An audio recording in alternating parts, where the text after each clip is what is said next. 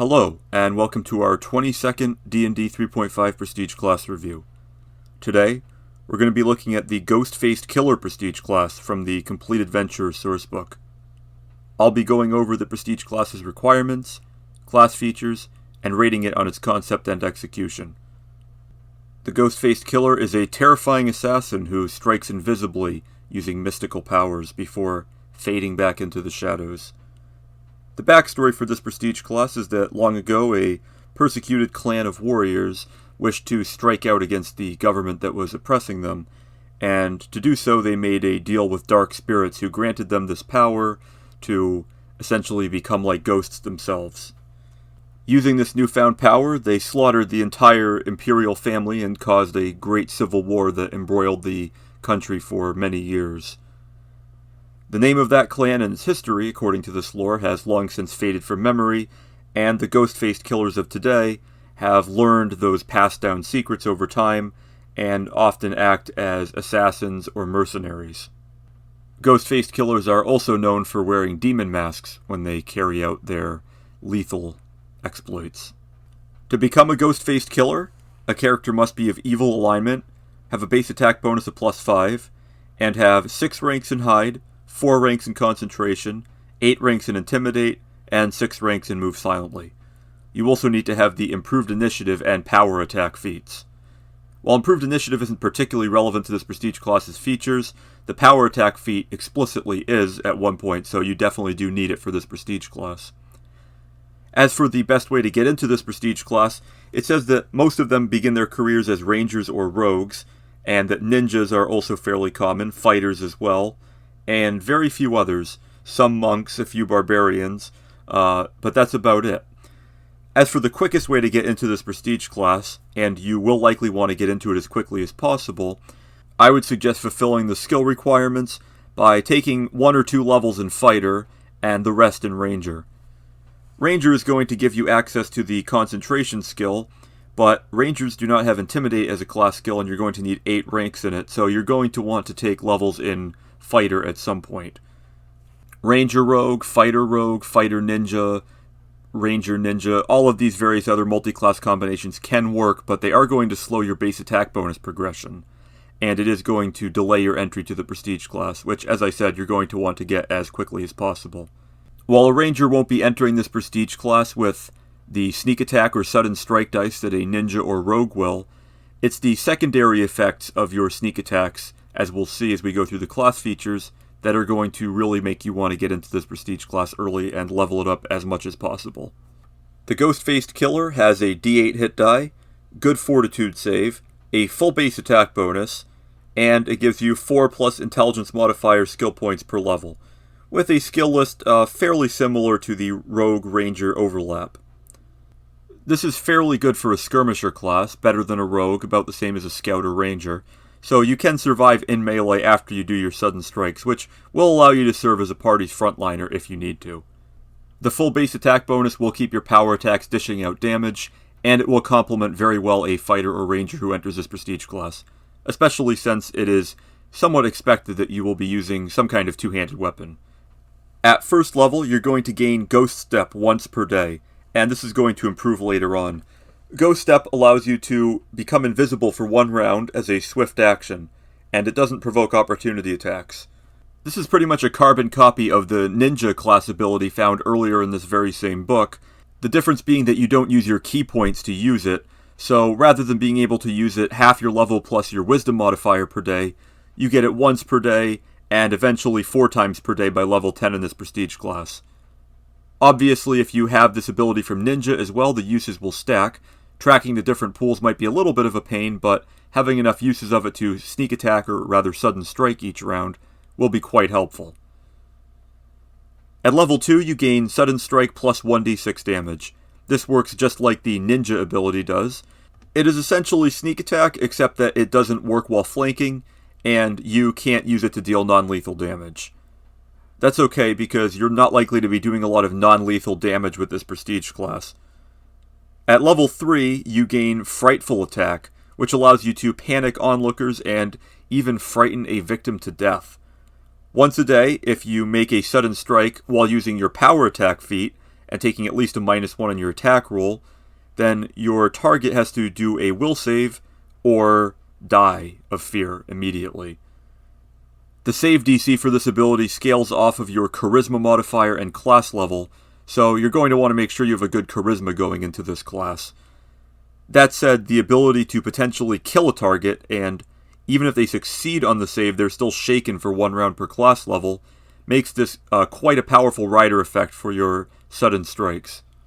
In addition, every creature within 30 feet besides yourself, the victim, and your allies become panicked if their hit dice are less than yours, plus your charisma modifier, or shaken if their hit dice are greater than that number or equal. This lasts for 1 round per class level, and can be negated by a will save of the same difficulty class, except that you also add your power attack bonus to the DC for the other people to not be panicked by witnessing this bloody spectacle. An area frighten effect like this can be very powerful. You can essentially shut down an entire large encounter by using this ability and simply sneak attacking one of the enemies in the room and potentially panicking the rest. While this ability is going to be useless against the many enemies who are immune to fear, such as constructs, undead, and the like, for the most part it can be very handy, especially against groups of enemies, and again, you can really shut down an entire encounter with this ability. You're going to want to get into this prestige class early to start that difficulty class scaling so that you have as good a chance as possible of shaking or panicking your enemies and potentially killing whoever you're sudden striking. This is just like an assassin's death attack, but better in many ways, partly because it doesn't require the 3-round setup time, and also because it has the potential to affect other enemies around the target. At level 4, you gain a second use per day of Ghost Step. Not much to say here, other than it allows you to use it more often. At 5th level, your sudden strike goes up to 2d6, which, if you're going into this as a ranger fighter to get into it as quickly as possible, means that that's all the extra damage you're going to be doing. But with a well-placed power attack with a great sword against a flat-footed opponent, you're probably going to be doing enough damage to put a significant dent in them anyway. At level 6, you gain a second use per day of your Frightful Attack, which is going to be quite handy. And you also get Ghost Step Ethereal, which means when you use your Ghost Step, you become ethereal while doing so, rather than invisible. You can do this if you want to, you do not have to. At level 7, you gain the Ghost Sight ability, which means that you can see ethereal and invisible creatures and objects as easily as material ones. Essentially, having a permanent see invisibility effect on you is going to be very useful. It's going to be situational, but the ability to have that on all the time and simply not have to deal with invisible enemies attacking you any longer, or at least catching you flat-footed, is going to be a great ability to have. At the very least, it's going to save some experience points from the party wizard, making it permanent on themselves. At level 8, your sudden strike reaches 3d6, and at level 9, you get 3 uses per day of Frightful Attack, which is the most that you're going to get.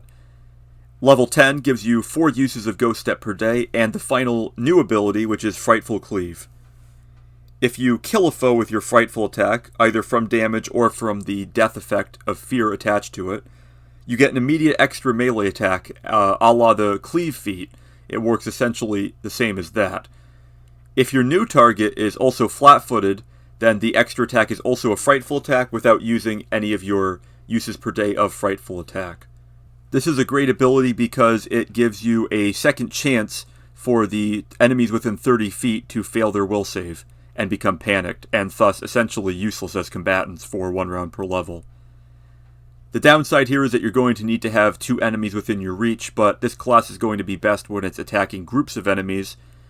Unfortunately, however, according to the rules, fear effects from different sources aren't going to stack, so the shaken on a successful save with this ability isn't going to stack and make everybody automatically frightened when you pull off this Frightful Cleave. That said, it's still a nice ability. While it's perhaps not quite the most amazing, spectacular capstone ability for a prestige class, it's still a good way to finish it off, and the rest of the abilities here build on each other pretty well. Overall, while in some ways I wish that this prestige class had a faster sudden strike progression, it's really quite balanced as is, and it's probably a good thing that it does not. The Ghost-Faced Killer is a rare prestige class that I will give 5 stars for flavor and 5 stars for execution. It has a unique identity, and it has a group of features that build well on each other. While you can enter this prestige class as a variety of different classes and a variety of different builds, I personally think the best way in is a Fighter Ranger multi-class to get in as soon as possible. But you could enter later as a ninja and have more synergy with your sudden strike damage being much higher, and while your frightful attack DC will be a little bit lower, that perhaps is okay depending on the types of enemies you're fighting. For the types of creatures that you can actually use frightful attack on, there's a fairly good chance that they'll have a weak will save anyway, and feats like ability focus could help buff up your save DC even if you're not taking levels in the fighter or ranger class to get in quickly. And while you could be fighting wizards or sorcerers or other spellcasters with strong will saves, many of them are going to have few enough hit points that if you do manage to sneak attack them, you're going to just kill them in one hit anyway. I simply can't think of any way to improve this prestige class except perhaps to add some sort of special exception to allow your fear effects with Frightful Cleave to stack on each other, but that might be a little bit overpowered to say the least. So to sum up, this is a great prestige class for any fighter or rogue character. You are going to be losing a little bit of your frontline utility with this, mostly because of the slightly downgraded hit die, and because of the amount of time that you're going to want to be spending invisible rather than soaking up enemy attacks to protect your party members.